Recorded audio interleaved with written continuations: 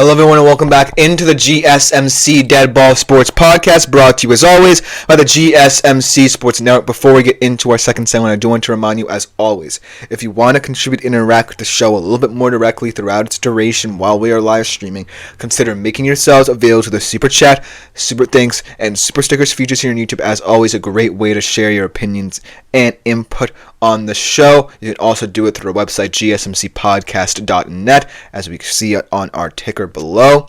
It's genuinely appreciated by all concerned what you do for our network to support us, because it just makes our shows that much better. But without further ado, let us jump right into our second segment, talking with the shocking news that arose yesterday in the NFL concerning Ben Johnson and his status as a potential head coach candidate, as he is now finalizing a deal to become the Chicago Bears' new head coach.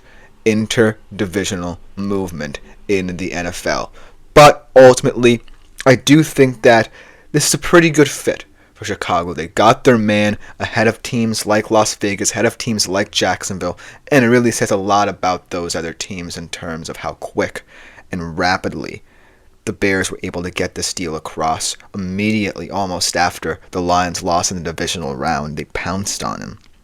But ultimately, with the way this organization is set up, the desire they have to get this project right, this seems like a very appropriate hire.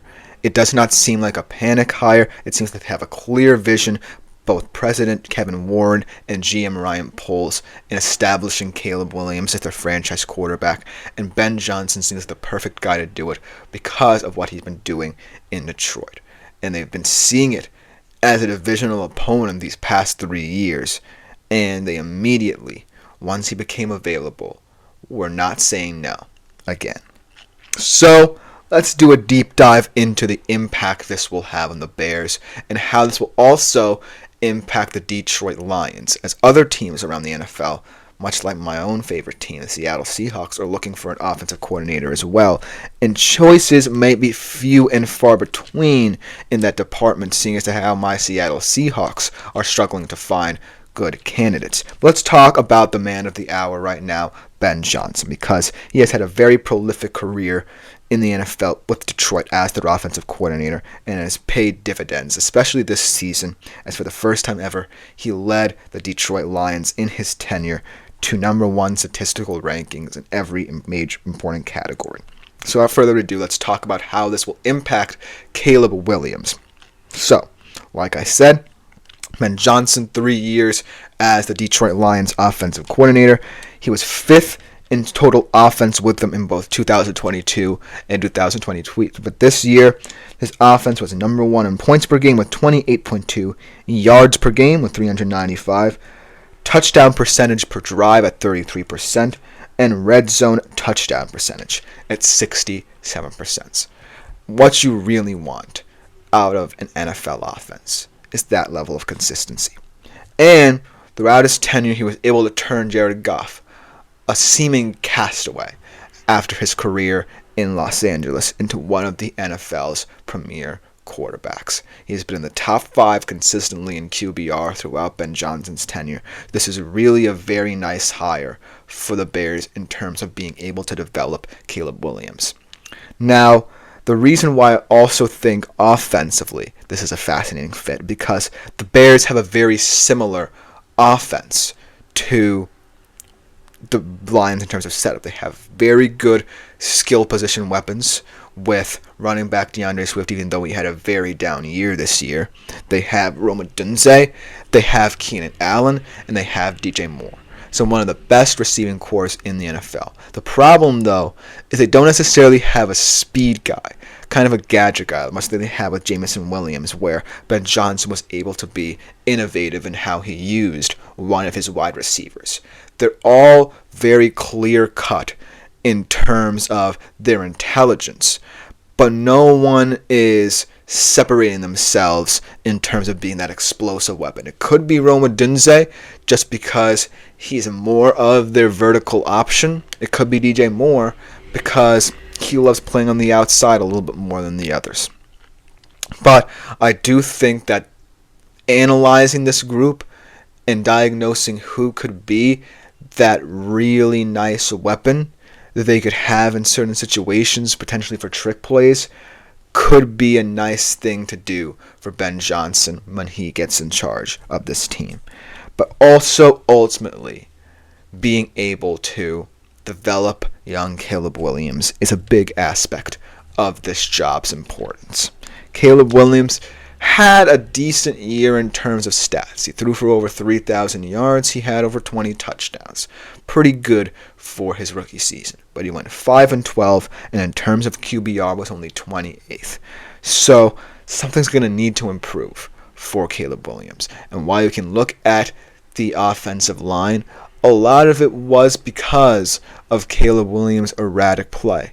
He never truly looked fully comfortable for a consistent period of time in this Bills offense. There was one time where, with Thomas Brown inserted as the offensive coordinator, he did look a little bit comfortable because Thomas Brown freed up a lot of options for him, but ultimately never really consistently got into a rhythm as the Bears quarterback this past season. And it might just have been because of that offensive line, but in terms of how you can scheme for that, Caleb Williams was the perfect quarterback to overcome that adversity, right? And I do feel like the failure of all of these offensive coordinators, because granted, he did have 4 his entire rookie season. He had interim offensive coordinators after Thomas Brown became the head coach. He had Thomas Brown. He had, I believe, was it Nat Nagy initially to start out the season? I'm not completely certain because that was how many times the Bears hired and fired offensive coordinators throughout the season. But that inconsistency also was a negative for this rookie season for Caleb Williams. But I do feel like with Ben Johnson in place, he's going to start to have structure to his performances as well, no matter the outlook of this offensive line, which is something they're going to improve in the draft. We'll talk about this more towards the end of this segment, but I do feel like by making sure that Caleb Williams knows the freedom he has in this offense to create the structure, to be consistent in how he throws down the field, be consistent in taking what the defense gives him, and most importantly, maturing off the field as well, will make him a little bit more consistent and give more hope to the Chicago fan base. So I do think offensively, Ben Johnson is the right fit for Caleb Williams, at least physically and mentally. But here's potentially the caveats with Ben Johnson. One thing is that he's not necessarily going to be focused on a defense which I really think could be a sneaky contender to break into the top 10 defenses next year. They have a lot of young talent. I really like the outlook of their secondary, and I really wanted to see if the Bears would have gone that route and hired someone like Aaron Glenn, his buddy over in Detroit. But at the end of the day, I do feel like the biggest question is, how will Ben Johnson's staff look? Who does he trust? Who is his circle that will ultimately help bolster the Chicago Bears franchise? And that's what I'm interested in. We haven't really heard any rumors of how he's going to build his staff, but the one name that I've heard is former Saints head coach, who was just fired himself, Dennis Allen. And yes, Dennis Allen is more of a defensive-minded coach and could work, but with New Orleans, it didn't really come to fruition. As Ty Miller says, who in particular do you like in the Bears defense? I like a number of players. Let's start off with their secondary. I like corners Tyreek Stevenson. I like how Kyler Gordon looked this year. And I really liked as well the development of some guys along this front. Not just Sweat, who they already had and we already know can be one of their premier players, but a guy like Jervon Dexter. Really underrated, I believe, interior defensive lineman. And I really think that ultimately, in all 3 phases, they can point to leaders who I think can help develop this Bears defense to the point where it could be one of the NFL's elite. But ultimately, we're going to have to see how Ben Johnson hires at the defensive coordinator position to really determine whether or not they can make that jump because it's ultimately going to come up to Ben Johnson's decision making in terms of what I think after the fact. Because at face value, this is a very solid transfer. It allows Caleb Williams to grow. It allows this offense to diversify.